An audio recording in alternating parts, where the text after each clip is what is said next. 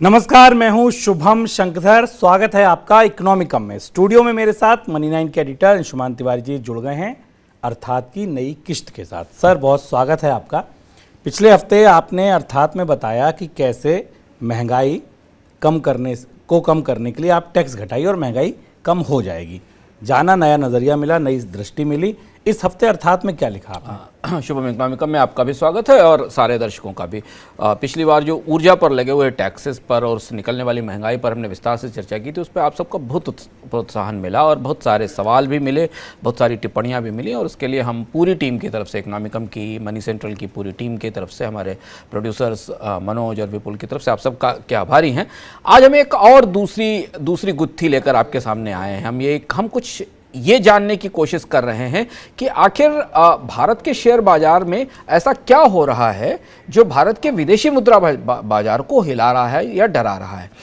हम ये जानने की कोशिश करेंगे कि कमजोर होते रुपए की, महंगे होते कच्चे तेल के हमारी जेब पर आ रहे और ज़्यादा असर की, सामान्य से ज़्यादा असर की वजह क्या है, और वो डॉट्स जो हमारे सामने अर्थव्यवस्था में बिखरे हुए हैं उन्हें हम कनेक्ट करके एक पूरी तस्वीर बनाने की कोशिश करेंगे कि भारत की समस्याओं की जड़ कहाँ है, यानी मुसीबतों को दूर करने वाली कृपा कहाँ पे अटकी हुई है।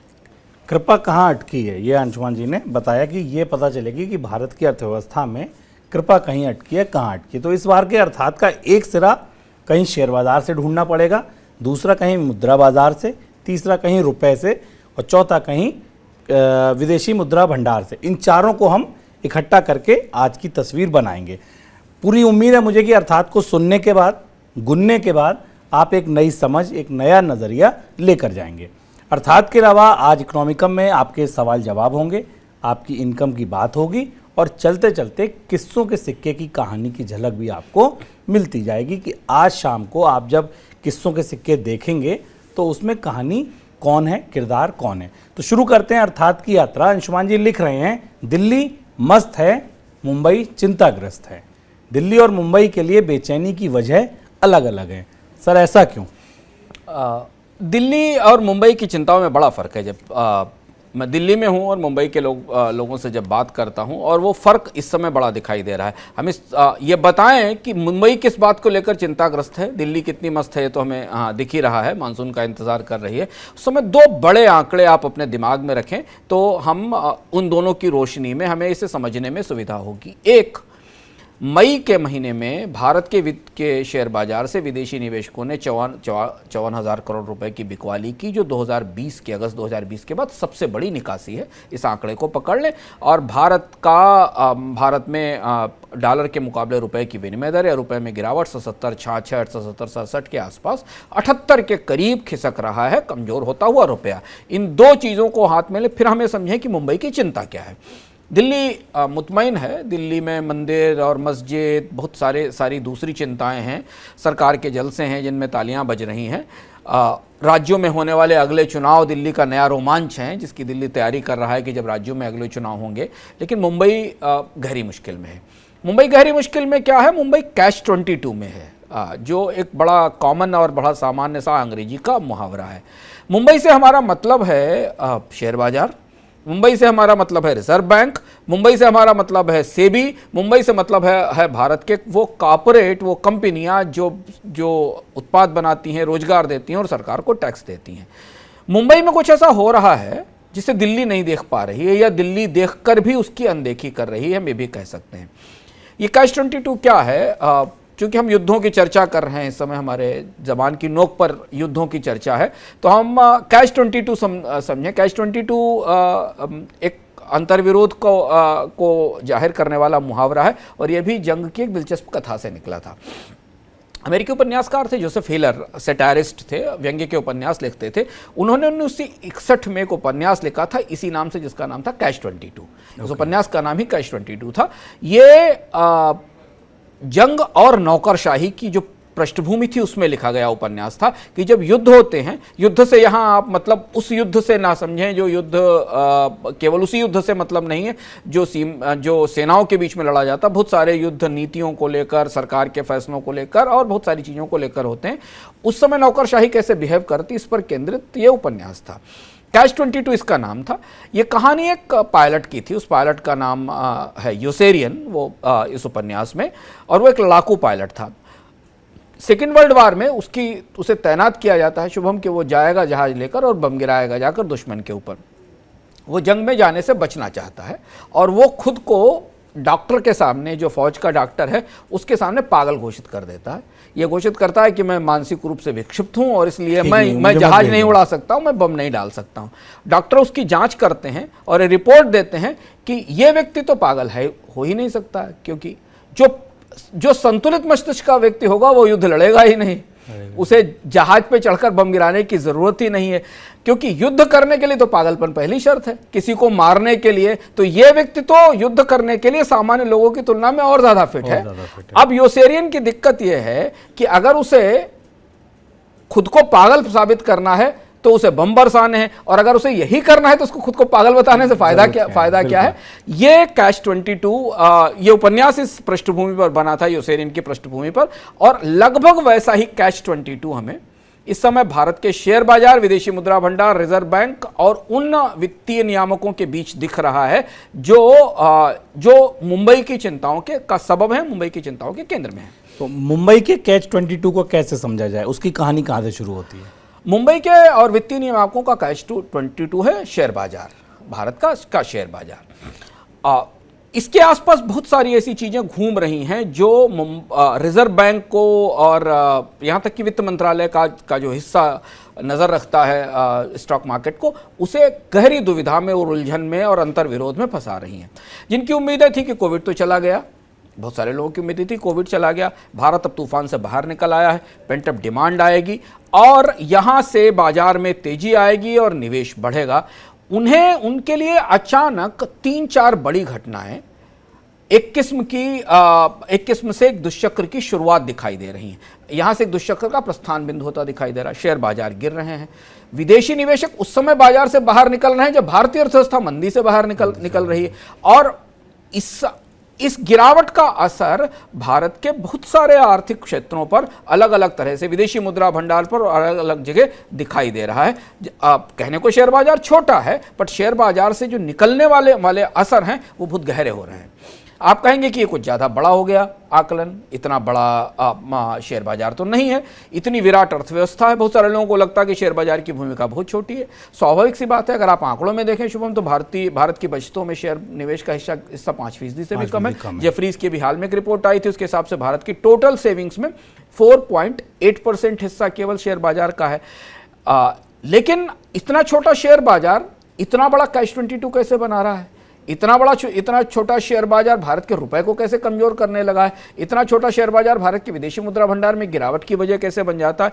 और यहीं पर हम एक महत्वपूर्ण थ्योरी समझने की कोशिश करते हैं, जिसे बटरफ्लाई इफेक्ट कहते हैं, केओस थ्योरी कहते हैं। और यह थ्योरी वित्तीय बाजारों में बहुत समय से आजमाई और जानी जाती है, जिसमें यह माना जाता है कि एक बहुत छोटी सी घटना आगे चलकर किसी बड़े तूफान की वजह बन जाती है। बहुत छोटा सा घटनाक्रम कहीं से शुरू होता है, और केओस थ्योरी के लोग जो फिलॉसफी में, दर्शन में मानते हैं कि अगर कहीं तितली पंख फड़फड़ाए तो दूसरी जगह तूफान आ सकता है। ये केओस थ्योरी का सैद्धांतिक पहलू है। लेकिन शेयर बाजारों में, भारत के शेयर बाजारों में जो गिरावट है वो एक बड़ी समस्या का, बड़े संकट की तरफ ले आई। ये गिरावट पिछले साल से शुरू हुई, जब अक्टूबर के बाद से आना शुरू हुआ।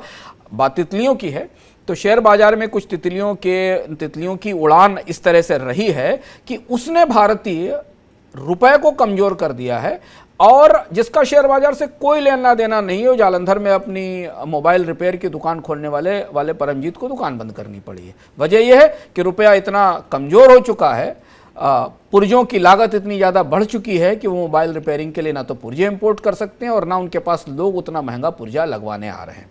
और ये समस्या केवल परमजीत की नहीं है, जिनका शेयर बाजार से कोई लेना देना नहीं है, विदेशी निवेशकों के जाने से कोई लेना देना नहीं है। यही असर आपको दिल्ली में वित्त मंत्रालय में यही असर आपको बॉम्बे में रिजर्व बैंक में भी दिखाई दे रहा है। और आरबीआई गवर्नर तो बहुत बेबाकी के साथ ये बात स्वीकार कर रहे हैं कि चीजें कहीं दूसरी दिशा में लड़खड़ा गई। सर, तो ये शेयर बाजार का कैसा बटरफ्लाई इफेक्ट है जो जालंधर के परमजीत से लेके और बम्बई में बैठे आरबीआई गवर्नर तक और दिल्ली में बैठी वित्त मंत्री तक सबको परेशान कर रहा है? छोटा सा शेयर बाजार, वो भी छोटा सा शेयर बाजार, टोटल बचत में 5% का हिस्सा रखने वाला, पर वो बटरफ्लाई इफेक्ट का, भारत में बटरफ्लाई इफेक्ट का सबसे ताजा और सबसे दिलचस्प और बहुत अध्ययन करने लायक, रिसर्च करने लायक उदाहरण बन चुका है। हम हमेशा लोग ये कहते हैं कि जब आपको केओस थ्योरी समझनी हो या बटरफ्लाई इफेक्ट समझना हो तो इसकी शुरुआत को नहीं देखना चाहिए, इसके बड़े असर को देखना चाहिए, क्योंकि शुरुआत छोटी है पर इसका प्रभाव महासागरीय हो सकता है, महासागर के स्तर तक का प्रभाव हो सकता है। तो हमें ये देखना चाहिए कि ये केओस कहां कैसे असर कर रहा है। शेयर बाजार में तेज गिरावट, मंदी वाले बाजार की आहट हमें सुनाई पड़ रही है। कई सारे जगह भारत में मंदी शुरू होने की, शेयर बाजार में मंदी आने के संकेत दिए जा रहे हैं। हम लगातार मनी सेंट्रल जो लोग देखते हैं, हम लगातार इस पर चर्चा करते रहे कि कई स्टॉक्स 200 डीएमए से नीचे चले गए हैं। भारत के कई बड़े स्टॉक अपने वैल्यूएशन लूज करके 10%, 12%, 15% नीचे चले गए। वो स्थिति तब है जबकि कंपनियों के मुनाफे लगातार बढ़ रहे हैं। अभी ताजे आंकड़े जो आए, ये साल खत्म हुआ, 28% मुनाफे हुए, लेकिन उसका कोई असर हमें शेयर बाजारों के उत्साह पर नहीं दिखाई दिया। यानी भारतीय अर्थव्यवस्था मंदी से निकल रही है, लेकिन उसके बाद भी कंपनियों के मुनाफे बढ़ रहे हैं, पर शेयर बाजार को इन कंपनियों, इन मुनाफों, इस अर्थव्यवस्था में विश्वास क्यों नहीं दिख रहा है। भारत की सबसे बड़ी दरार जो इस शेयर बाजार की गिरावट से चौड़ी हो रही है वो है डॉलर के मुकाबले कमजोर होता रुपया। 78 के करीब है, सारे आकलन शुभम 80 के करीब जाने के हैं, और अगले कुछ हफ्तों में, 1-2 हफ्तों में जो स्थिति है कच्चे तेल की कीमतों में बढ़ोतरी के कारण डॉलर की कीमत 80 रुपए के आसपास हो जाएगी। भारत का विदेशी मुद्रा भंडार अब केवल 1 साल के इंपोर्ट के लिए पर्याप्त है। पिछले साल मई में करीब 1.5 साल के इंपोर्ट के लिए पर्याप्त था, और अब 1 साल से भी कम, लगभग 9 महीने के आसपास है। भारत की विदेशी मुद्रा के प्रमुख स्रोत, जो भारत में जहाँ से विदेशी मुद्रा आती है, बेसिक जानकारी के लिए जानना हमारे लिए ज़रूरी है, उसमें सामान और सेवाओं का निर्यात, जो मर्चेंडाइज एक्सपोर्ट करते हैं और जो सर्विसेज एक्सपोर्ट करते हैं, शेयर बाजार में आने वाला पूंजी निवेश, और सीधा विदेशी पूंजी निवेश जो प्राइवेट इन्वेस्टर्स लेकर आते हैं, स्टार्टअप्स में पैसा आता है, या जैसे हमने रिलायंस जियो में बड़ी कंपनियों का निवेश देखा, या भारत में तमाम कंपनियों के अधिग्रहण होते हैं, ये पैसा आता, ये मुख्य रूप से इसका बड़ा हिस्सा है। एक छोटा सा हिस्सा जो प्राइवेट रेमिटेंसेज हैं, जो विदेश में रहने वाले काम करने वाले कामगार लोग हैं जो पैसा भेजते हैं, वो भी विदेशी मुद्रा भंडार का हिस्सा होता है। ये मोटा मोटा ढांचा है। स्टैंडर्ड चार्टर्ड ने अपनी एक ताज़ा रिपोर्ट में कहा है कि अगले 1-2 महीनों में भारत का विदेशी मुद्रा भंडार घटकर 9 माह की आय जरूरत के बराबर के स्तर पर आ सकता है। यानी भारत के विदेशी मुद्रा भंडार में जितनी तेज गिरावट है, वो गिरावट भारत को इस स्थिति में पहुंचाएगी जहां अगले कुछ महीनों में डॉलर्स की आपूर्ति नहीं बढ़ी, जो कि बढ़ने की गुंजाइश नहीं है। क्यों नहीं बढ़ी, हम इस पर आगे चर्चा करेंगे। उसकी वजह से भारत का विदेशी मुद्रा भंडार लगभग 9 माह के बराबर स्थिति पर आ सकता है, जो 1.5 साल था। यानी लगभग आधा हो जाएगा 1 साल के भीतर भारत का विदेशी मुद्रा भंडार। जबकि आयात की जरूरतें बढ़ रही हैं, क्योंकि आयात महंगा पिछले साल की तुलना में कच्चे तेल की कीमतें, कोयले की कीमतें, सारे आयात की कीमतें बढ़ी हैं। स्टैंडर्ड चार्टर्ड ने यह भी बताया है कि भारत की विदेशी मुद्रा भंडार की दरार क्यों आई है। उसका बड़ा हिस्सा यह है कि 45% गिरावट इसमें रुपए की कमजोरी के कारण आई है, क्योंकि रुपया कमजोर हुआ है तो विदेशी मुद्रा भंडार का वैल्यू घटी है। 30% गिरावट की वजह यह है कि रिजर्व बैंक ने जो पैसा बाजार में डाला है रुपए को कमजोरी से बचाने के लिए, 30% उसका हिस्सा है। और 25% बढ़ोतरी आयात की लागत बढ़ने के कारण हुई, महंगे आयात के कारण हुई, क्योंकि आयात दोहरी महंगाई है। एक तो अंतर्राष्ट्रीय बाजार में वैसे भी कीमत बढ़ रही है, और फिर रुपया कमजोर होने के कारण कीमतें दोगुनी बढ़ती हैं। भारत का विदेशी मुद्रा भंडार 27 मई 2022 को समाप्त सप्ताह में करीब 597 अरब डॉलर के आसपास था, जबकि वित्त वर्ष 2022 जो खत्म हुआ है उसमें भारत का कुल आयात 610 अरब डॉलर रहा था। यानी 597 अरब डॉलर का विदेशी मुद्रा भंडार अभी था, 610 अरब डॉलर का निर्यात रहा, आयात रहा है। एक्सपोर्ट यानी निर्यात करीब 418 अरब डॉलर रहा है। और इसलिए भारत ने 2022 का साल 31 मार्च को जब खत्म किया था तो भारत का व्यापार घाटा रिकॉर्ड 192 अरब डॉलर पर था। यानी जो मर्चेंडाइज ट्रेड और सामानों के निर्यात और आयात का फर्क है ये 192 अरब डॉलर के रिकॉर्ड लेवल पर है। आयात बिल की रोशनी में विदेशी मुद्रा भंडार अभी इस समय 1 साल के आयात की क्षमताओं से कम है। अगर विदेशी बाजार से निकलने वाली विदेशी निवेशक जो बाजार से लगातार पैसा निकाल रहे हैं, जिसका जिक्र हमने भी किया कि मई में रिकॉर्ड सेल ऑफ हुआ, उसे जोड़ लें, बाकी पैसे जो बाहर जाते हैं कर्ज के भुगतान जोड़ें, तो उसकी ज़रूरतों के लिए जुगाड़ अलग से करना पड़ेगा। केवल जितना शुद्ध निर्यात हमने पिछले साल किया था और निर्यात तो आगे अगले साल बढ़ेगा क्योंकि कीमतें बढ़ रही, तो उसके लिए 1 साल का पर्याप्त है। यह है वो बटरफ्लाई इफेक्ट ये है वो हिस्सा जिससे जो जहां हमें ये दरार दिखाई दे रही है और जिसको लेकर बहुत सारी चीजें पूरे भारत के सिस्टम में या बाजारों में बदली हुई हैं। सर, व्यापार घाटे के अलावा क्या चालू खाते घाटे से भी इस कहानी को समझा जा सकता है? हाँ शुभम, करंट अकाउंट डेफिसिट इसलिए महत्वपूर्ण है कि करंट अकाउंट डेफिसिट बड़ी तस्वीर है। व्यापार घाटा एक तस्वीर है जिसमें कि आप भारत से जो चीज निर्यात करते हैं और जो आयात करते हैं उसके बीच के अंतर को व्यापार घाटा कहा जाता है। सबसे बड़ा हिस्सा वही है और इसीलिए ट्रेड डेफिसिट चालू खाते के घाटे का सबसे बड़ा हिस्सा होता है। पर जब आप करंट अकाउंट डेफिसिट जीडीपी के अनुपात में नापते हैं तो या तो वो डेफिसिट में होता है या सरप्लस में होता है। ये बताता है कि देश में कुल विदेशी मुद्रा की आवक कितनी हुई और निकासी कितनी हुई। इसमें व्यापार से इतर या व्यापार से अलग निर्यात से अलग जो विदेशी मुद्रा आती है उसमें हमें यह दिखाई देता है कि वो कितनी विदेशी मुद्रा आई और इसलिए करंट अकाउंट डेफिसिट को जीडीपी के अनुपात में नापा जाता है। व्यापार घाटे को नहीं नापा जाता। व्यापार घाटे को केवल आयात निर्यात के फर्क के तौर पर देखा जाता है। जीडीपी के अनुपात में इसलिए नापा जाता है कि किसी भी देश का चालू खाते का घाटा अगर एक सीमा से अधिक है तो एक्सटर्नल फ्रंट के ऊपर वो वीक है, कमजोर है, कि उसके लिए वो ज्यादा निर्भर है अपनी जरूरतों के लिए विदेशी संसाधनों पर। इस घाटे का हिसाब लगाते समय शुभम निर्यात आयात के अलावा सेवाओं का एक्सपोर्ट भी शामिल किया जाता है। शेयर बाजार में विदेशी निवेश भी माना जाता है। जो विदेशी पूंजी निवेश सीधा आता है वो भी शामिल होता है और जो विदेश से पैसा आता है रेमिटेंसेस के तौर पर, वो सब मिलाकर करंट अकाउंट बनता है। हमें सरप्राइज होगा ये जानकर कि कोविड के सालों में भारत एक समय करंट अकाउंट सरप्लस में पहुंच गया था और वो सरप्लस चर्चा का विषय था कि भारत तो एक्सपोर्ट थोड़ा बहुत एक्सपोर्ट कर रहा था, इंपोर्ट तो बिल्कुल नहीं हो रहा था, अर्थव्यवस्था बंद पड़ी थी और सरप्लस में पहुंचने के कारण बड़े उत्साह की खबरें थी कि भारत ने पहली बार करंट अकाउंट में सरप्लस किया, यानी भारत में विदेशी मुद्रा की आपूर्ति ज़्यादा थी, निकासी कम थी और इसलिए हम सरप्लस में थे। लेकिन अब ये 9 साल की ऊंचाई पर है, लगभग 1 दशक की सबसे ऊंचाई पर है। 23 अरब डॉलर है ये और 10 साल का जो लेवल है, हाईएस्ट लेवल, उसके करीब। और 10 साल पहले जब भारत का करंट अकाउंट डेफिसिट उस लेवल पर पहुंचा था तो भारत के रुपए की उस समय जो दबाव बने थे वो परिस्थितियां हमारे सामने हैं। यानी भारत में विदेशी एक्सटर्नल फ्रंट को बताने वाले जो दोनों पैमाने हैं उन दोनों पैमानों पर दरार दिख रही है। आयात की तुलना में निर्यात तो कम है ही, जिसके बारे में हमने बताया है, क्योंकि वो भारत का व्यापार घाटा ये बताता है। विदेशी निवेश में भी तेज गिरावट आई है। प्रत्यक्ष विदेशी निवेश की जो हम बात करते हैं, जिसमें स्टार्टअप, पी और शेयर बाजार का सारा निवेश मिला लें जो कि सीधे आता है। रिजर्व बैंक का जो ताज़ा आंकड़ा भी रिजर्व बैंक के एनुअल रिपोर्ट में आया, उस हिसाब से 2021-22 में ये निवेश अप्रैल फरवरी के दौरान केवल 24.6 अरब डॉलर रहा, जो कि बीते साल इसी टाइम पे 80 अरब डॉलर, तो ऑलमोस्ट आप मान के चलिए आधे से कम रह गया। तो यानी विदेशी मुद्रा भंडार में गिरावट आई, रुपए की कमजोरी और आयात की लागत बढ़ने के कारण निर्यात तो उतने थे ही नहीं। दूसरी जो पाइपलाइंस थी, जिन पाइपलाइन से बाजार में पूंजी आती थी, वो पूंजी भी सिकुड़ गई और इसलिए वो उस निवेश में भी गिरावट आई। ये तस्वीर हमने आपके सामने रखी कि ये भारत के विदेशी मुद्रा भंडार की एक्सटर्नल सेक्टर के बैलेंस की वो कितना संतुलित है, कहाँ दबाव में है, उसकी दरारें कहाँ, ये हमने आपके सामने रखा ताकि आप ये समझ सकें कि ये शेयर बाजार से कैसे जुड़ता है। सर, लेकिन ये बात तो विरोधाभासी लगती है। हम सामान्य समझ में तो यही समझते हैं कि रुपया कमज़ोर हुआ तो निर्यातकों को फ़ायदा होगा। अब रुपया कमज़ोर हो रहा है तो निर्यात बढ़ने चाहिए। हाँ, ये सामान्य रूप से विरोधाभासी लगती है, क्योंकि हमें मानते हैं कि रुपए की कमजोरी किसी भी देश के निर्यात की कॉम्पिटिटिवनेस को, प्रतिस्पर्धात्मकता को बढ़ाती है। लेकिन ये ध्यान रखना जरूरी है कि विदेशी मुद्रा भंडार की पर्याप्तता सबसे बड़ा पैमाना है।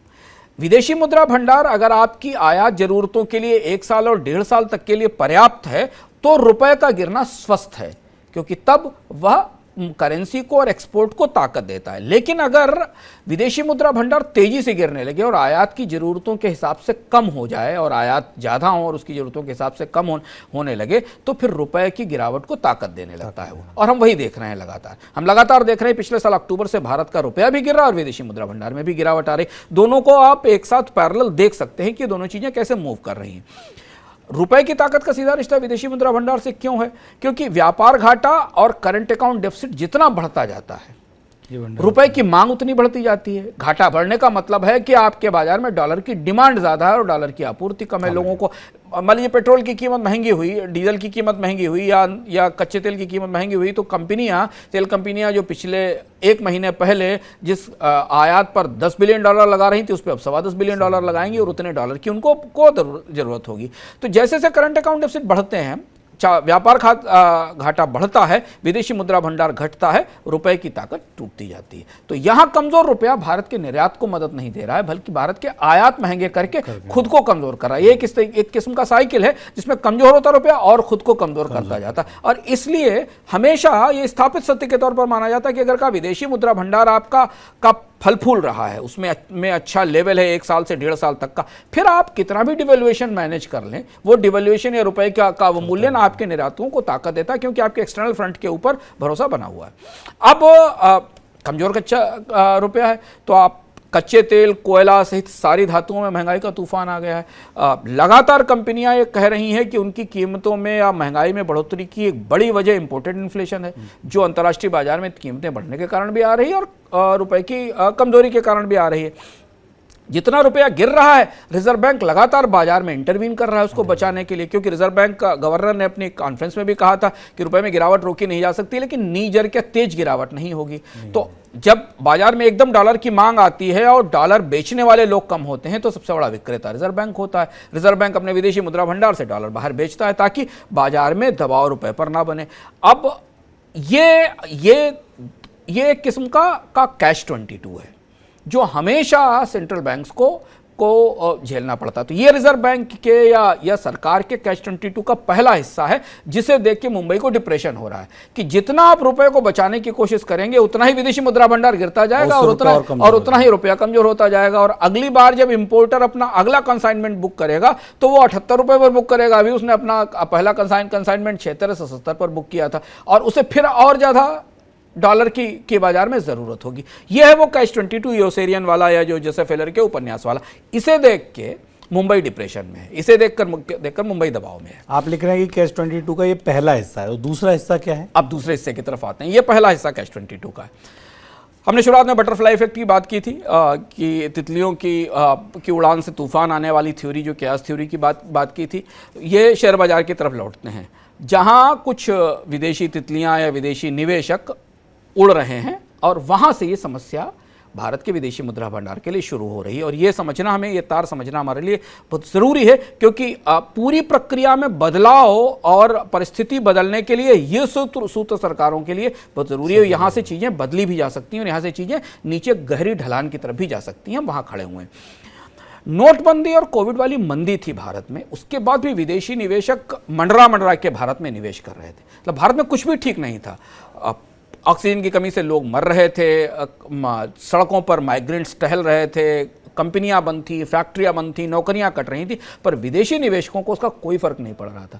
भारत के सबसे खराब दौर में मानवीय क्राइसिस की दृष्टि से भी शुभम और आर्थिक संकट के दौर पर भी भारतीय शेयर बाजार में विदेशी निवेशकों का भरोसा बढ़ता चला गया था। लगातार हमने निवेश देखा और वो एक ऐसी कहानी थी जिसे आपको उस समय समझ पाना मुश्किल था कि आखिर ये पैराडॉक्स क्यों है, ये अंतर्विरोध क्यों है कि जब सब कुछ खराब हो रहा तो शेयर बाजार कैसे बढ़ रहे थे। अब जब भारतीय अर्थव्यवस्था में भरोसा बढ़ना चाहिए, जब हम मंदी से बाहर निकल आए, ऑलमोस्ट हम 7.5% के आसपास की ग्रोथ रेट पर है, पॉजिटिव ग्रोथ रेट पर है, डिमांड भी आना शुरू हुई है, सरकार कहती है उसका टैक्स कलेक्शन बढ़ रहा है और बहुत सारी ऐसी चीज़ें हैं जो कम से कम पिछले 2 सालों की तुलना में तो बेहतर हैं, अच्छी हैं, दिखाई दे रही। तो विदेशी निवेशक क्यों बाहर जा रहे हैं? हो सकता है विदेशी निवेशकों के आने या जाने से बहुत सारे लोगों को कोई फर्क ना पड़ता हो। 54,000 करोड़ रुपए निकाल ले गए, 2020 से ज़्यादा बिकवाली हुई, लेकिन शुभम भारत के विदेशी मुद्रा भंडार को हर उस एक बिकवाली का फर्क पड़ता है जो शेयर बाजार में होती है। विदेशी निवेशक जो हर एक बिकवाली करते हैं, विदेशी मुद्रा भंडार में कमी और रुपए को लेकर खराब होते सेंटिमेंट या रुपए को लेकर खराब होती अंतर्धारणा और विदेशी निवेशकों के भारत से जाने के बीच एक सीधा रिश्ता दिखता है। अब आप सोचो कैसे रिश्ता दिखता है। पिछले साल अक्टूबर में जब भारत में हालात सुधरना शुरू हो गए थे, लॉकडाउन्स खत्म हो गए थे, पेंटअप डिमांड आने की बात हो गई थी, त्योहारों का समय था, कहा था तो रिकॉर्ड जीएसटी आने लगा है, लोगों ने खरीद करना शुरू किया, उसके ठीक बाद से इन्वेस्टर्स ने बेचना शुरू कर दिया। अब ये गुत्थी हमारे लिए समझना बहुत मुश्किल है, असंभव सा लगता है कि जिस समय भारतीय अर्थव्यवस्था में भारत के लोगों का, सरकारों का, रेगुलेटर्स का भरोसा बढ़ रहा था, तो वो लोग जो भारत के सबसे संकट के समय निवेश कर रहे थे वो भारत से बेचकर बाहर क्यों जाने लगे। और वही वो मुकाम था जहां से आप रुपए की गिरावट को ट्रैक कर सकते हैं और वही वो मुकाम था जहां से विदेशी मुद्रा भंडार छीजने लगा, कम होने लगा। इसके बाद महंगे तेल की तेजी और बढ़ा हुआ व्यापार घाटा तो इसके बाद आया है। अगली तिमाही में फिर इसे और ज़्यादा गहरा किया, इसे और ज़्यादा ताकत दी कच्चे तेल की कीमतों का $100 से ऊपर पहुंचने के कारण, रूस यूक्रेन युद्ध के कारण और सप्लाई चेन क्राइसिस के कारण जो महंगाई बढ़ी और डॉलर रुपया कमजोर हुआ, ये उसके बाद आया। लेकिन भारतीय शेयर विदेशी मुद्रा भंडार की क्राइसिस को ट्रिगर $100 पे वाले पेट्रोल ने नहीं किया था, कच्चे तेल ने नहीं किया था। भारतीय विदेशी मुद्रा भंडार में रुपए की गिरावट की जो शुरुआत हुई थी वो विदेशी निवेशकों की तरफ से बिकवाली के साथ हुई थी, जो चार्ट हमें बताते हैं। सर लेकिन ऐसा हुआ क्योंकि जब हालात सुधरे तब विदेशी अनमने हो गए और जब गहरे संकट थे तब वो यहाँ मंडरा रहे थे। यही सबसे महत्वपूर्ण और मूलभूत सवाल है जो जहां से हमें इस समस्या की जड़ पकड़नी होगी। शेयर बाजार से आपका कोई ताल्लुक ना हो, शेयर बाजार में आप निवेश ना करते हो, पर आप एक ही ध्यान रखिए कि दुनिया में शेयर बाजार शुभम इसलिए महत्वपूर्ण है कि कोई और चीज पूरी इकोनॉमी में इतनी फॉरवर्ड लुकिंग नहीं होती जितना स्टॉक मार्केट होता है। स्टॉक मार्केट हमेशा फॉरवर्ड लुकिंग है। स्टॉक मार्केट हमेशा ही आपको बताता है कि भविष्य में चीजें कैसी होंगी, क्योंकि वहां सारे कैलकुलेशन, सारा मुनाफा, सारा नुकसान, सारा फायदा सिर्फ एक चीज पर निर्भर नहीं होता। उन्हें इससे कोई मतलब नहीं है कि मार्च तक आपने कितनी ग्रोथ दर्ज की, उन्हें इस बात से मतलब है कि अगली तिमाही देश की कैसी होने वाली है। तो स्टॉक मार्केट्स को दुनिया के बाजारों का, वित्तीय सिस्टम का इतना इंपॉर्टेंट पार्ट एंड पार्सल सिर्फ इसलिए माना जाता है क्योंकि स्टॉक मार्केट फॉरवर्ड लुकिंग होते हैं। और उस स्टॉक मार्केट में भी विदेशी निवेशक और ज्यादा फॉरवर्ड लुकिंग होते हैं, क्योंकि वो ट्रेडर के तौर पर नहीं आ रहे हैं, वो इन्वेस्टर के तौर पर आ रहे हैं। वो लंबे समय के लिए निवेश करते हैं, उन्हें साल, 2 साल, 3 साल, 4 साल, 5 साल के रिटर्न्स की संभावना होती है, तब वो यहां पर आते हैं। विदेशी निवेशक केवल डॉलर नहीं लाते हैं, ऐसा नहीं कि वो अरबों डॉलर लेकर आते हैं। विदेशी निवेशक हमेशा किसी भी दुनिया के शेयर, और बहुत ही कम शेयर बाजारों में जाते हैं, ध्यान रखना जरूरी, आगे हम बताएंगे कि दुनिया में बहुत सारे देशों के पास ना तो कैपिटल मार्केट है इतने रोबस्ट, ना उनके पास उस तरीके का एफपीआई इन्वेस्टमेंट है। उनके पास या तो जो विदेशी मुद्रा आती है वो निर्यात से आती है, या उन्हें कहीं से विदेश से मदद मिलती है, कर्ज मिलते हैं तो वो लेकर आते हैं। मुफ्त की पूंजी, ताकतवर पूंजी जो आपके पास आती है वो इसलिए आती है क्योंकि विदेशी निवेशक किसी भी देश के भविष्य पर दांव लगाते हैं, आर्थिक भविष्य पर दांव लगा रहे हैं। तो घोर मंदी में भी, महामारी में भी उनका निवेश इसलिए सूखा नहीं था कि उन्हें वो भारत के भविष्य पर, रिकवरी पर भरोसा था। और इसलिए जब हम गहरे संकट में थे, हमें सब कुछ अंधेरा दिख रहा था, चीजें ठीक नहीं दिखाई दे रही थी, उस समय भी उनको लग रहा था कि ये तो एक फेज है, ये पास हो जाएगा, इसके बाद भारत की अर्थव्यवस्था में तेजी से रिकवरी आएगी, और इसलिए वो लंबे समय के लिए खरीदारी कर रहे थे। तो अब क्या हो रहा है? अब हो रहा है जो समझना जरूरी है कि क्या इस सवाल का जवाब सरकार को देना चाहिए, देश को बताना चाहिए, क्योंकि सरकार की तरफ से ये स्पष्टीकरण आने चाहिए कि क्या भारतीय अर्थव्यवस्था को लेकर दुनिया के निवेशकों का नजरिया बदल रहा है कि हम तो अच्छी देख रहे हैं अर्थव्यवस्था, हमको तो डिमांड आती दिखाई दे रही है, ऑटोमोबाइल कंपनियों के लिए तो लाइन लगी हुई है, उनके पास कारें नहीं, पर भारतीय अर्थव्यवस्था को लेकर विदेशी निवेशकों का पैमाना क्यों बदल रहा है? एक फैक्टर हो सकता है कि पूंजी की लागत बढ़ रही है, अंतर्राष्ट्रीय बाजार में कर्ज महंगा हो रहा है, जो एक फैक्टर है। लेकिन उसके बाद भी भारतीय शेयर बाजारों में तो रिटर्न्स बहुत अच्छे हैं, उसके बाद भी आर्बिट्राज, और भारत में भी तत्काल ब्याज दरें बढ़ाकर उस आर्बिट्राज को बढ़ाने की कोशिश की गई ताकि विदेशी निवेशकों को नुकसान ना हो। लेकिन भारत के विकास दर के आकलन गिर रहे हैं। अब यहाँ जो आकलन विदेशी निवेशकों को ड्राइव कर रहा है, जिसको हमने बात करके समझने की कोशिश की, उनका मानना है कि भारत की आर्थिक विकास दर, महंगाई रहित शुद्ध आर्थिक विकास दर अगर 5-6% के आसपास रहती है अगले कुछ सालों में, तो इक्विटी पर 10 से 11% से ज़्यादा रिटर्न मुश्किल है इस सिचुएशन में। जनरल पूरे स्टॉक मार्केट में, स्पेसिफिक कंपनीज में अगर आप मान लें तो अलग बात है। 5 से 6% की आर्थिक विकास दर क्यों रहने के आकलन क्यों किए जा रहे हैं? रिजर्व बैंक ने अपनी करेंसी फाइनेंस रिपोर्ट में भी ये कहा है कि मीडियम टर्म में भारत की आर्थिक विकास दर 6 से 6.5% के आसपास रहेगी। स्टॉक मार्केट थोड़ा कंजर्वेटिव है तो उसने 0.5% और परिस्थितियों का डिस्काउंट डाल दिया है कि महंगाई बढ़ेगी, बाकी चीजें बढ़ेगी। शेयर बाजार में कुछ अच्छी कंपनियां हमेशा बेहतर रिटर्न देंगी, मार्केट को बीट करेंगी, जो हमेशा होता है, लेकिन वो महंगी भी होंगी, बिल्कुल उनके वैल्यूएशंस भी हाई होंगे। तो जब बाजार, बड़ी मैक्रो इकोनॉमी बहुत तेज गति से नहीं दौड़ेगी, तो जो उस मैक्रो इकोनॉमी को लीड करने वाली 10-12 बड़ी कंपनियां हैं उनमें निवेश जाएगा और उनके वैल्यूएशन महंगे होते चले जाएंगे, क्योंकि उनके शेयरों के डिमांड होंगे। विदेशी निवेशक ये मान रहे थे, इवन कोविड के दौरान जब मेरी बात होती थी विदेशी निवेशकों से, उनके दौरान वो मांग रहे थे कि भारतीय अर्थव्यवस्था कोविड से निकलेगी और करीब 14 से 15% की विकास दर लेकर आएगी, जिसमें 8 से 9-10% की आर्थिक विकास दर होगी शुद्ध विकास दर, और 5 से 6% की महंगाई दर होगी। यहाँ उल्टा हो गया। हमारे पास जो ताजा आंकड़ा आया उसमें लगभग 9% के आसपास महंगाई और कांस्टेंट ग्रोथ रेट 4%, 4.5% के आसपास है। तो पूरा पैमाना ही उल्टा हो गया। महंगाई 6% से ऊपर जाने का मतलब है किसी विदेशी निवेशक के लिए कि वो सीधा कैलकुलेशन होगा कि भारत में खपत घटेगी, क्योंकि प्राइस सेंसिटिव मार्केट है, लोगों का कंजम्पशन गिरेगा। अब आप निल्सन की रिपोर्ट देखिए, डेलॉयट की रिपोर्ट्स देखिए, जिनको हमने मनी सेंट्रल में बार बार चर्चा करके बताया है कि महंगाई किस तरह से डिमांड को खत्म कर रही है, उसको खा रही है। तो उनका मानना है कि जब तक भारत की आर्थिक विकास दर 5-6% की सहनीय महंगाई और 9-10% के आसपास की कांस्टेंट विकास दर लंबे समय तक नहीं मेंटेन करती, तब तक ना तो 1/3 आबादी की कमाई बढ़ेगी, भारत की जो 1/3 आबादी जो बिल्कुल कंजम्पशन पैटर्न से बाहर खड़ी, और जब तक वो 1/3 आबादी खपत के दायरे में नहीं आएगी, यानी भारत का मिडिल क्लास बड़ा नहीं होगा, तो उत्पादों का बाजार भी नहीं बढ़ेगा और कंपनियों के मुनाफे भी नहीं बढ़ेंगे। और ये आशंका अक्टूबर में जो जाहिर की गई वो आज हमें इस साल के बाद जब कंपनियों के नतीजे आते हैं तो दिखाई देती है कि उनकी वॉल्यूम ग्रोथ गिर रही। वॉल्यूम ग्रोथ गिरने का मतलब है कि बाजार चौड़ा नहीं हो रहा, बाजार नहीं बढ़ रहा है। साबुन तो बिक रहे हैं पर साबुन के बढ़ने की संख्या नहीं बिक रही, और कंपनियों को उस वॉल्यूम का नुकसान बचाने के लिए प्राइस बढ़ाने पड़ रहे हैं, और एक किस्म की सेल्फ डिफीटिंग स्ट्रेटजी है, अपने आप को नुकसान पहुंचाने वाली स्ट्रेटजी। अब इस समय रुपए और विदेशी मुद्रा भंडार की जो दुविधा है, इसके लिए अगर सरकार को कोई एक भी दुआ मांगनी हो, अगर भारत की सरकार को, तो उसे सिर्फ एक दुआ मांगनी चाहिए इस समय कि किसी तरह से शेयर बाजार में विदेशी निवेशक वापस लौट आए, शेयर बाजार चढ़ने लगे।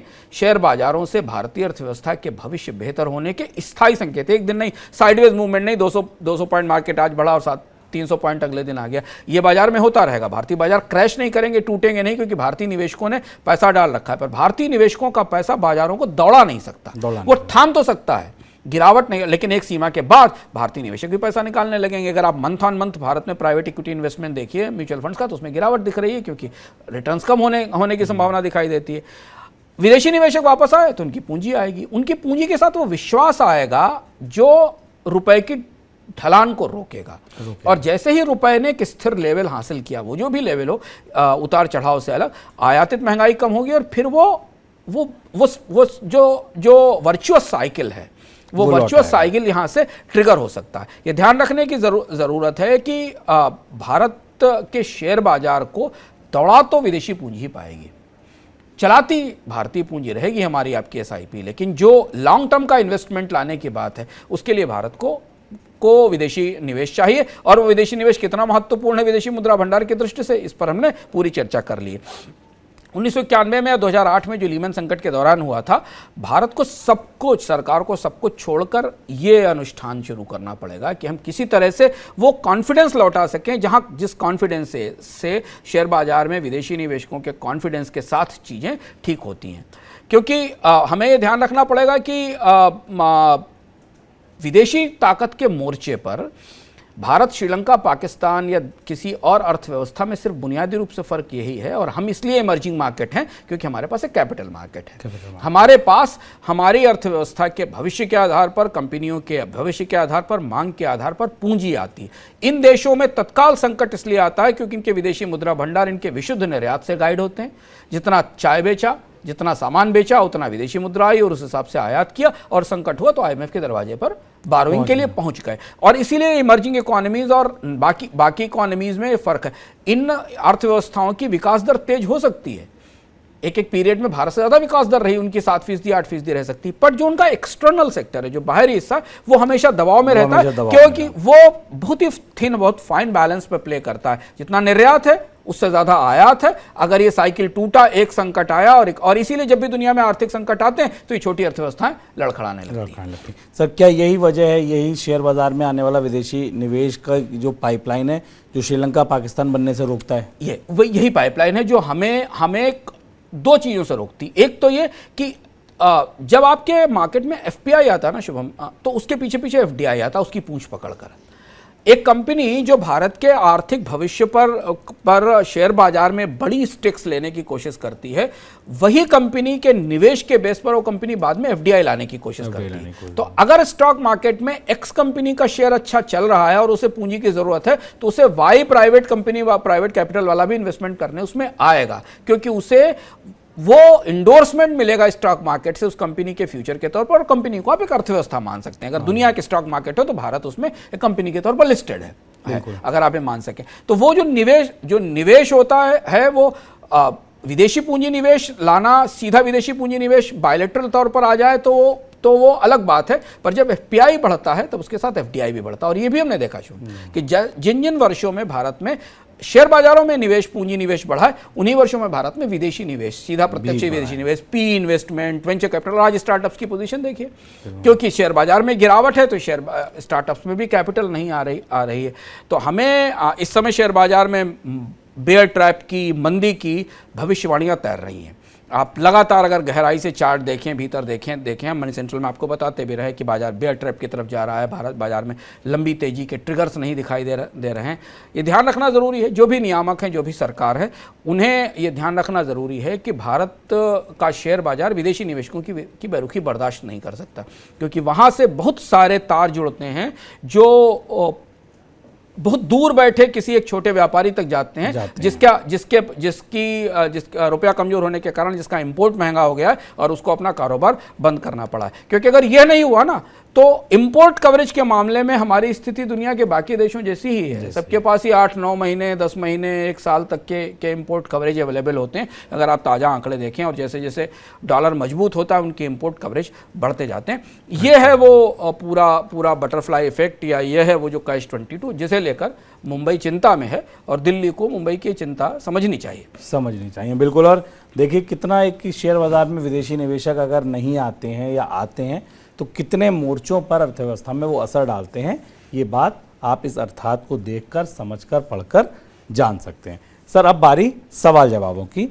श्याम वर्मा का एक सवाल आया है पिछले एपिसोड में, वो ये कह रहे हैं कि स्टील पर एक्सपोर्ट ड्यूटी घटाने के बाद महंगाई को काबू करने में मदद मिलेगी।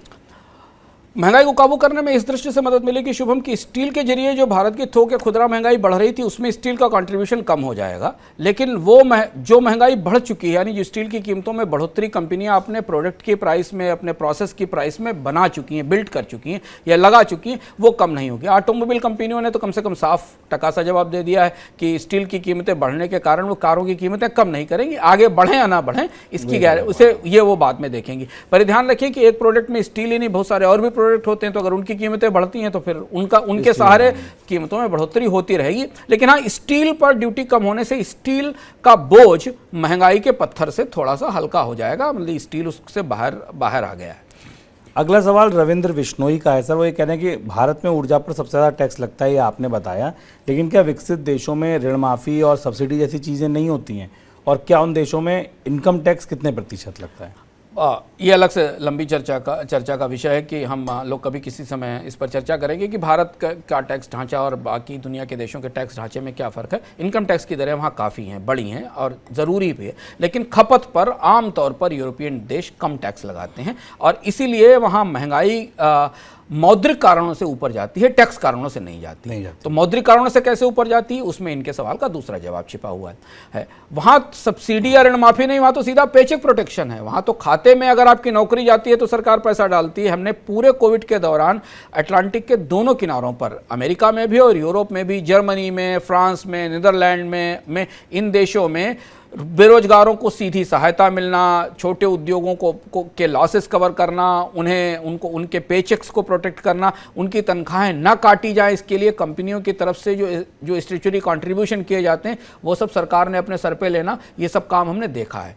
तो वहाँ के वेलफेयर स्टेट का ढांचा सब्सिडी से कई ज़्यादा आगे इवॉल्व है। जब भी क्राइसिस होती है इकोनॉमी में, खासतौर से कंज्यूमर्स को क्राइसिस होती है, तो सरकारें आगे आकर उन्हें सीधी उनके हाथ में मदद देती हैं। और वही वजह है कि कंपनियों की देशों ने अपने यहाँ नोट छापे, कर्ज लिया अपने केंद्रीय बैंकों से और वो पैसा ट्रांसफर होकर लोगों के खातों में पहुंचा और बाद में बाजार में डिमांड के तौर पर, महंगाई के तौर पर सामने आया, जिसके कारण महंगाई आई है। लेकिन सब्सिडी और ऋण माफी से कहीं आगे अमेरिका और यूरोप का वेलफेयर स्टेट सीधी मदद करता है अपने देश के लोगों को संकट के तौर पर। एक चीज़। दूसरी चीज़ है कि भारत में सब्सिडी और ऋण माफ़ी बाहर हो गई है बजटों से। ऋण माफ़ी के लिए सरकारों को बैंकों से बाहर हो गई है, बैंकों को मदद करनी पड़ती। धीमे धीमे भारत में कर्ज माफियाँ अब खत्म हो रही हैं, लगभग उनका औसत कम होता जा रहा है, क्योंकि ब्याज दरें कम हुई थी तो कर्ज माफी की समस्या का समाधान भी हुआ था। सब्सिडी के लिए सरकार बहुत सारे और असंख्य टैक्स लगाती है, उसके लिए बजट में प्रोविजन करती है, और सब्सिडी देना या लोगों को मदद पहुंचाना, ये सरकार वेलफेयर स्टेट की जिम्मेदारी है, उसकी जिम्मेदारी, और इसी के लिए वो टैक्स लेती है। तो अच्छी सब्सिडी और बुरी सब्सिडी के बीच फ़र्क तय करना सरकारों के लिए ज़रूरी है। सर, अब बात इनकम की बात भी आज की जो है वो एक सवाल से जुड़ी है। सवाल बड़ा सीधा सा है कि आरबीआई रेपो रेट बढ़ा रहा है, एक बार बढ़ा चुका है, दूसरी आर्थिक पॉलिसी समीक्षा में भी उम्मीद है कि रेट बढ़ेंगे। रेट बढ़े समझ में आता है, कर्ज महंगा होगा, लेकिन जो कर्ज नहीं लेते उनके लिए एक राहत होती है कि उनकी जमाओं पर ब्याज सुधरेगी। अभी जो भी ताज़ा उदाहरण सामने आए हैं, वहाँ HDFC बैंक ने 1 महीने में 3 बार कर्ज महंगा कर दिया, और बैंकों ने भी कर्ज महंगा कर दिया। कल पोस्ट ऑफिस ने सर सेविंग्स पर ब्याज घटा दिया। ये उस अनुपात में नहीं बढ़ रहा है। ऐसे समय में जो लोग अपनी FD कराते हैं, सेविंग अकाउंट में पैसा रखते हैं, उनके लिए आपकी क्या समझ होगी, क्या सीख होगी, क्या पर्चा होगा? ये ऐसा क्यों हो रहा है, और ये महत्वपूर्ण सवाल है शुभम बहुत। अगर आप ये देखो, रेपो रेट में केवल 40 बेसिस पॉइंट की बढ़ोतरी हुई, लेकिन उसकी तुलना में उससे पहले ही बैंकों ने अपने कर्ज महंगे करने शुरू कर दिए थे।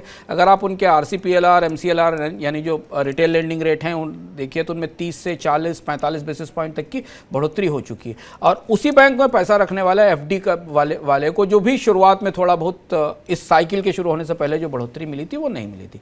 तो अगर आप डिपॉजिटर हैं, जो भारत के अधिकांश लोग हैं बैंकों का इस्तेमाल करने वाले, कर्ज लेने वाले लोगों की संख्या बहुत थोड़ी सी है, 13-14% लोग हैं, बाकी लोग तो बैंकों में डिपॉजिट के लिए रखते हैं। उनके लिए उधर से भी नुकसान है और इधर से भी नुकसान है, क्योंकि महंगाई के कारण उनका रिटर्न और कम रह गया। 9% की महंगाई, 5% का रिटर्न, माइनस में उनका पैसा रखा हुआ नुकसान ही है। वो खत्म हो रहा है या घट रहा है, इससे तो खर्च करके बाजार से कुछ ले आए तो ज़्यादा अच्छा है बैंक में रखे हुए पैसे को लेकर। बैंकों की समस्या यह है कि बैंकों को आने वाले समय में क्रेडिट साइकिल रिवाइव होने में समस्या आएगी। जैसे जैसे ब्याज दरें बढ़ेंगी, क्रेडिट की डिमांड कम होगी। बैंकों को जमा की ज़रूरत नहीं है, क्योंकि हम लोगों ने कोविड के दौरान बैंकों के पास बहुत पैसा जमा कर दिया था। बैंकों के पास डिपॉजिट्स ठीक ठाक हिस्से में है। डिपॉजिट्स की रोशनी में उन्हें कर्जों में बहुत तेज बढ़ोतरी की गुंजाइश नहीं दिखाई देती मौजूदा परिस्थिति में, क्योंकि इकोनॉमी में स्लो डाउन है, तो क्रेडिट की थोड़ी डिमांड हमने बढ़ते देखी है, लेकिन आने वाले समय में जब ब्याज दरें बढ़ेंगी तो डिमांड नहीं बढ़ेगी। तो बैंक इतनी तेज़ी से जमा को आकर्षक नहीं बना सकते। पोस्ट ऑफिस में कटौती ने थोड़ा चौंकाया, क्योंकि क्या इसके बाद सरकार छोटी बचत स्कीमों पर भी ब्याज दरों में कमी करेगी, क्योंकि वो लास्ट पोस्ट स्टैंडिंग है जहां आपको FD से थोड़ा बेहतर रिटर्न, बैंक FD से थोड़ा बेहतर रिटर्न मिलता है। ये हमें आगे देखना होगा। लेकिन ऐसी सूरत में इनकम की दृष्टि से महत्वपूर्ण है कि अब आपके पास केवल एक ही विकल्प बचता है कि आप सरकार को कर्ज दो, सीधे सरकार को कर्ज दो, क्योंकि सरकार सबसे महंगा कर्ज बाजार में उठा रही है। उससे ज़्यादा महंगा कर्ज कोई नहीं ले रहा। सरकारी बॉन्ड 7%, 7.5%, और जो हमारे पास यील्ड कर्व दिख रहा है उस हिसाब से वो 8% के आसपास तक की ब्याज दर सरकार के 10 साल के बॉन्ड पर इस साल के अंत तक हो सकती है। तो सरकारी, अगर आपके पास लॉक इन की सुविधा है, अगर आप रुकना चाहते हैं, 4-5 साल वेट करना चाहते हैं, 6 साल वेट करना चाहते हैं, तो फिर सरकारी बॉन्ड इस समय गिवन सिचुएशन में फिक्स्ड इनकम की दृष्टि से, सिक्योरिटी की दृष्टि से अच्छा विकल्प दिखते हैं। RBI ने रिटेल डायरेक्ट जैसी स्कीम भी खोल रखी है, जिसमें जाकर आप सरकारी बॉन्ड में अपना निवेश कर सकते हैं। कम से कम FD की तुलना में तो वहाँ बेहतर रिटर्न मिलेगा ही। बिल्कुल। और हमारी चैन की सांस टीम ने RBI रिटेल पर कुछ वीडियोस भी बनाए हैं, कैसे खाता खुलेगा, उस पर हमने डिटेल में एक शो किया था। उसका लिंक आपको इस डिस्क्रिप्शन बॉक्स में इस शो के मिल जाएगा। आप और विस्तार में जानकारी, ये तो अंशुमान जी ने बता दिया कि FD नहीं, बॉन्ड में जाइए, कैसे जाएं, फ़ायदा है, नुकसान है, क्या है, ये आप उस शो में जान सकते हैं। सर, चलते चलते बस किस्सों के सिक्के से और पर्दा उठाइए, वहाँ क्या कहानी है इस बार? किस्सों के सिक्के में शुभम इस बार हम रूस से बाहर निकलकर श्रीलंका की तरफ आ गए हैं, और हम आपको श्रीलंका का एक ऐसा अनोखा हिस्सा, एक किस्सा बताएंगे जिसे जानकर आपको आश्चर्य होगा कि जब दुनिया में एशियन टाइगर्स नहीं होते थे, इमर्जिंग इकोनॉमीज़ नहीं होती थी, तब दुनिया का पहला घोषित एशियन टाइगर श्रीलंका था। दुनिया की पहली घोषित और बहुत लंबे समय की बात नहीं है। क्या था वो श्रीलंका के एशियन टाइगर होने का दौर, और कैसे ये एशियन टाइगर आज मोहताज होकर IMF के सामने खड़ा है, और IMF भी श्रीलंका पर भरोसा करने के लिए तैयार नहीं है, क्योंकि श्रीलंका के राजनेताओं ने, खासतौर से कुछ राजनीतिक परिवारों ने श्रीलंका की स्थिति कर दी कि श्रीलंका की IMF के सामने भी साख चौपट हो गई। श्रीलंका के भीतर क्या हुआ, श्रीलंका एक बहुत अच्छी ग्रोइंग, फास्टेस्ट ग्रोइंग इकोनॉमी से कैसे एक डूबता हुआ दिवालिया देश हो गया, हम इस किस्से को इस बार जानने की कोशिश करेंगे, किस्सों के सिक्के में। बिल्कुल। तो इस बार आपको श्रीलंका की अर्श से फर्श तक की पूरी कहानी अंशुमान जी सुनाने जा रहे हैं। ये था हमारा इस हफ्ते का इकोनॉमिकम। सर बहुत शुक्रिया आपका जुड़ने के लिए, अर्थात में विस्तार से एक नया नज़रिया, एक नई दृष्टि देने के लिए, जिसमें हमने समझा कि विदेशी निवेशक कितने ज़रूरी हैं। खैर, विदेशी निवेशक कब लौटेंगे इसका इंतज़ार करते हैं, जब लौटेंगे तो भी आपको बताएंगे मनी सेंट्रल में हाँ अब लौटने लगे हैं। फिलहाल आप लोगों का भी शुक्रिया हमारे साथ जुड़ने के लिए। आप देखते रहिए मनी 9। नमस्कार।